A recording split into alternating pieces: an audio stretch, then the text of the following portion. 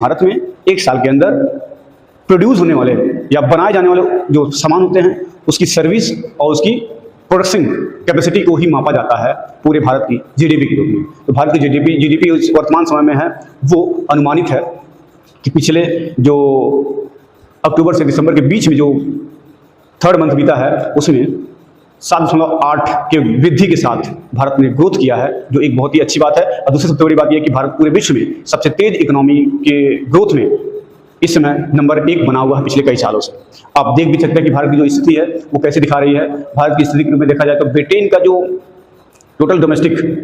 Production है वो है $4.26 ट्रिलियन के आसपास का है, और भारत का जो फिसल कर आया है वो है $4.15 ट्रिलियन के आसपास का आगे हो गया है, जिसकी वजह से भारत चौथे से 5वें से फिर 6ठे पे आ गया है। अब इसके गिरने का रीजन क्या है? गिरने का रीजन ये है कि भारत ने जो बेस वर्ष यूज किया था, आधार वर्ष माना गया था, इससे पहले की जो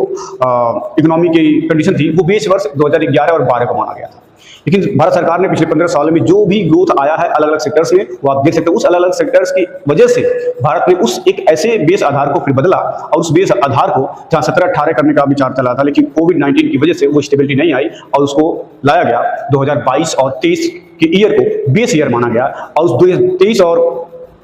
22 और बेस ईयर माना गया, उस बेस ईयर के आधार पर ही भारत का जो जीडीपी ग्रोथ है वो बिल्कुल नीचे आया, जो छठे पैदान पर खिसक के चला गया है। अब इसका खिसकने का रीजन क्या है कि भारत में इस पिछले 15 साल में बहुत कुछ बदला हुआ है। कुछ नए इनोवेशन हुए हैं, जैसे डिजिटल पेमेंट का हो जाना, और भी बहुत सारे ऐसे डाटा है जिसको कलेक्ट करना, उसमें उसको सबमिट करना और ये बताना कि हम अब पिछले बेस ईयर को छोड़कर हम 22 और 23 वाले बेस ईयर को एक्सेप्ट कर रहे हैं, जिसकी वजह से भारत की जो इकोनॉमी है वो चौथे से छठे पैदान पे खिसक गई। अब खिसकने का एक और रीजन भी है कि जो भारत की